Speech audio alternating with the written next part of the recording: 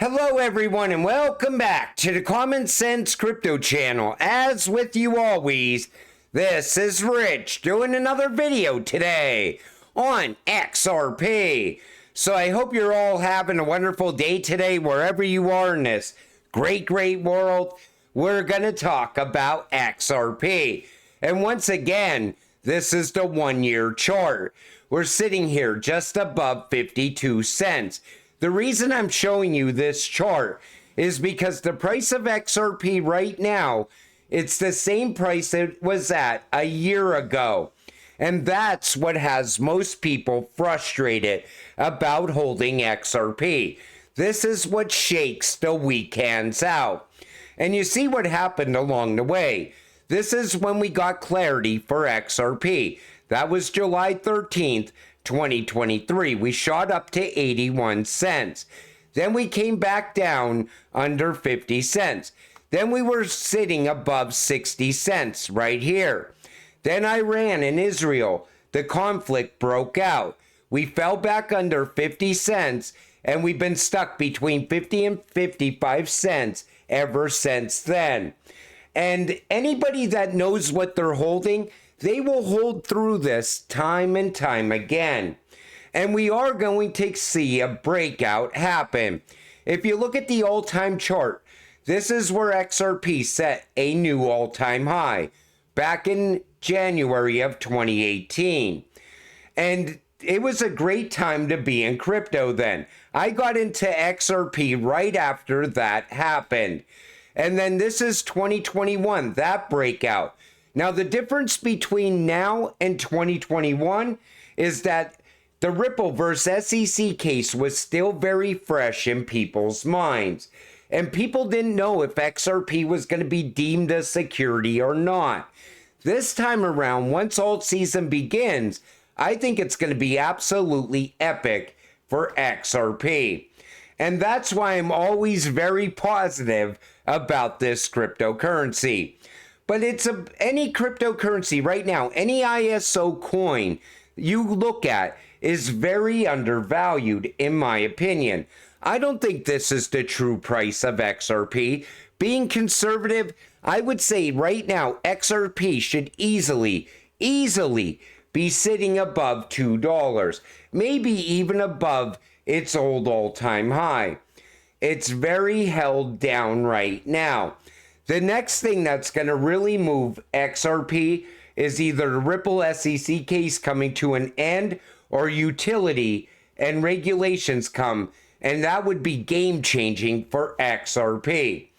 But you know, that's what we're waiting for. We're just waiting for that breakout moment.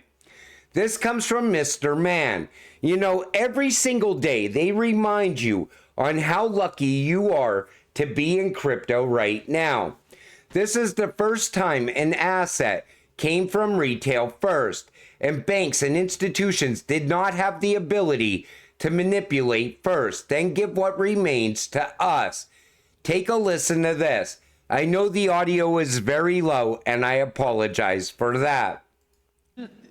Have you looked at it in the sense that this is the first time in financial history that there is an asset class that came from retail? In every time in history, a new asset class comes from institutions. They invent, they use, and when they have actually made a lot of profits and money and usage out of this, they just kind of dump it into the retail and say, now you can play with it. Internet stock was exactly. Take notice to what he said. You are so lucky to be here. For the first time in history, retail beat the institutions to an asset class. And then he went on to say that they're going to want to make massive amounts of money. They're going to want to make a ton of profit off of this.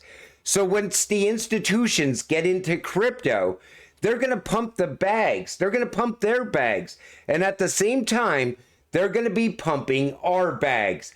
We are going to make a hell of a lot of money off of this.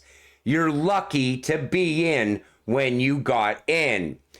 Also, coming from Mr. Man, they're going to talk here about adoption, how it happens slowly, then all at once.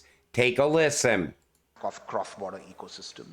Also, in terms of mass adoption, what one has to understand is a lot of, especially in the business community, a lot of the usage of digital assets is based on the concept of trust. Whilst it's amazing to talk about the fundamental of decentralization, but money works on the concept of trust, and by securitizing some of these assets, like I said in my opening statements, a lot of tokens are moving with real life use cases, and a lot of regulation, to my colleague's point, is coming on, gives and builds that faith from trusted bodies to be able to, So what he's saying is that the big institutions, the reason they're not flooding into this market right now is because they have a lack of faith in crypto. But once we get regulations, all of a sudden, they're going to have faith in crypto. So they're going to start flooding into this market. It's going to happen all at once. And that's what's holding all these cryptocurrencies that are utility driven back right now. That's why they're very undervalued right now. But again, because you got in when you did, you're going to make a lot of money off of this when it happens. All of a sudden, you become very wealthy. This comes from Eleanor Tourette. The American Securities Association is suing the SEC Gov for a lack of transparency surrounding its enforcement actions and failing to respond to FOIA requests. So if they're suing the SEC and there's some sort of money that has to get paid, who's going to pay that? I guess the taxpayers are going to end up paying that. So in our democratic system, transparency is a two-way street. Federal law also demands transparency from the government. Under the Freedom of Information Act, the public is entitled to documents created by federal agencies so the people can learn about their government's actions and policies. You know, Gary just avoids all the questions. You know, they asked him countless times, is ETH a security? He always just avoids the question. And he never gives any clear answers. You know why? Because the big banks are telling Gary what to say. And the politicians, these anti-crypto politicians, have his back time and time again. They feed him the questions and then tell him what the answers are. We are not going to get a clear path forward until Gary is gone at the SEC.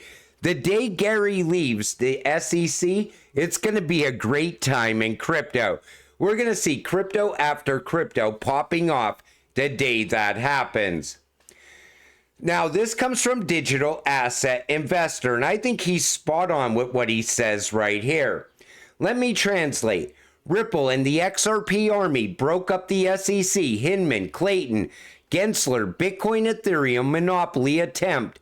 That's why that piece of shit, Jim Cramer, told Gary Gensler, you lost, thanks. What he meant was that you screwed up our racket. Take a listen to what the CFTC chairman says right here. You know, as defined by current law, we have commodity tokens, we have security tokens, and what we've experienced at the CFTC now for over a decade is this gap in regulation where we don't have tools to regulate the market, and it's leaving a pretty significant chunk of the market unregulated. So when you look at commodity tokens like Bitcoin and Ether, you're talking about 60% of the entire market cap of the crypto market. And with that in mind, I think we have a serious issue in terms of filling that gap, and this is what this legislation sort of achieves. So think about it like this, okay? So Bitcoin and ETH have 60% of the total market cap of crypto. Now, all of a sudden, we get regulations for these utility-driven cryptocurrencies. And say XRP and XLM start popping off. All of a sudden, because people know what XRP and XLM is capable of, how they're meant to move the world's money, they see that belief and they have to get in. They will FOMO money away from Bitcoin and Ethereum into these utility-driven cryptocurrencies on the fear of missing out. All of a sudden, we see new all-time high after new all-time high for these utility-driven cryptocurrencies. That's what I think we will see once regulations are put in place. That's what we're really waiting on, in my opinion. This also comes from Eleanor Tourette. Senator Mark Warren is an advocate for applying banking, AML, KYC laws to DeFi and has included this in a must-pass anti-terrorism financing bill. Last year, Warren helped introduce the Crypto Asset National Security Enhancement Act, which gives the government broad scope and authority over DeFi protocols. So AML and KYC, if you don't know what that is, it's anti-money laundering and know your customer. And if you look at this, what he goes on to say here, he stresses what a digital asset is, a digital asset protocol is.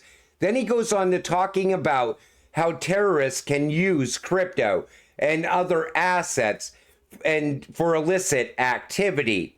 What this bill does is it gives them the reach outside of the United States over foreign entities as well, such as Tether and other assets beyond even Tether. And I think what's going on here is they're getting everything put in place around regulations so that if they see something that says that they deem a terrorist coin or an illicit activity used coin, they could just regulate it out inside the United States. That's what I think they're pushing for. So wow, Ripple CEO predicted that the global crypto market cap could skyrocket to $5 trillion before the end of this year. With the target at $5 trillion, XRP could soar to $56.6 billion in market cap. Brad also said he was being conservative, meaning it can go much higher. Now, they give all different price predictions in this article. And they said if it reaches $5 trillion, that XRP can reach $1. Now, here's what I see. I don't think market cap really matters when it comes to XRP, because things can change very fast for a cryptocurrency like XRP. Think about tokenization picking up traction throughout the rest of this year and value coming on to these networks. Beyond that, all of a sudden, XRP goes live in between two CBDCs, in between two remittance corridors, or maybe it's an even bigger market. We don't really know where this is going at. What I'm saying is utility starts to drive the price of XRP. That could change everything.